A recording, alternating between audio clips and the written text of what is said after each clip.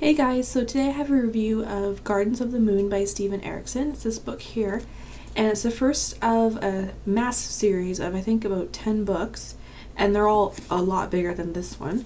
This one was around 650-ish pages, and it's the first of the Tale of the Malazan Book of the Fallen. Now, I have had a hard time with this book. I tried reading it, I don't know, 5-6 years ago, because it was recommended to me. Couldn't get past the first 100 pages. It was just so dense. Really had to concentrate while you were reading it. So a couple years later, I tried again in the summer. I got to about page 150 or so, and it still had same feelings. Then I tried reading it again, and after I got to about page 200, it started to pick up a bit. And it was pretty good in the middle, and then the ending, the last 100 pages, took me almost a full month to read because I was just not interested in it. And it's very strange because it's a high fantasy series. It's very intricate, lots of characters, lots going on, and I think that's part of the problem. It's the first book of a series, so a lot of plot lines are drawn in the sand in this book basically, and so there's so much going on and you don't know the significance of it. And you don't realize just how important these events are until you read, book 5 or 6 of the series. My boyfriend has read the whole series and he loves it.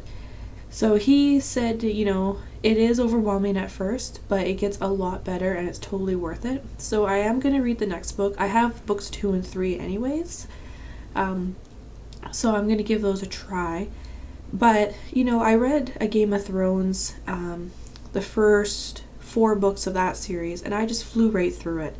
And it's because, Game of Thrones, it tells you very plainly what is happening, and what isn't happening is kind of like the twist. In this one, you have to figure out what's happening, and then the twist on top of that, you also have to try to figure out. So it takes a lot of thought to read this book. Is it above me? Maybe.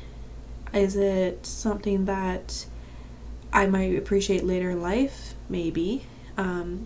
It's just definitely one of those books that you really need to sit down and concentrate on when you read it.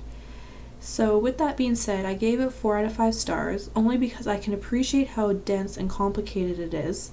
But for me personally, I didn't get a huge experience out of it, be like, wow, this is amazing, I'm going to read the next. And I think part of that is that because there's so many characters, so much going on, you don't really care about them that much because you don't have a chance to get to know them.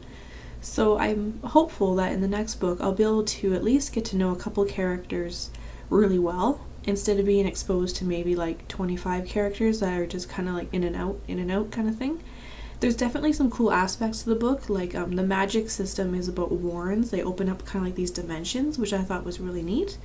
But yeah, I don't really feel like I can give a full solid opinion of the series until I read more than just the first book, because the first book is just so full of starting plot points that there's basically all the plot points starting in this book. And there's a lot. There's 10.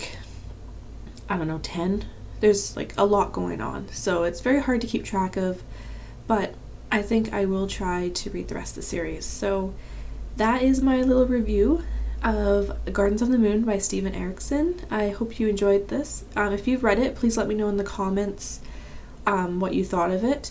If you've read Game of Thrones and have read this, what do you think the differences are? And if you have any favorite fantasy series that are a little bit easier to get through, please comment them as well, because I would love to read them because I love fantasy.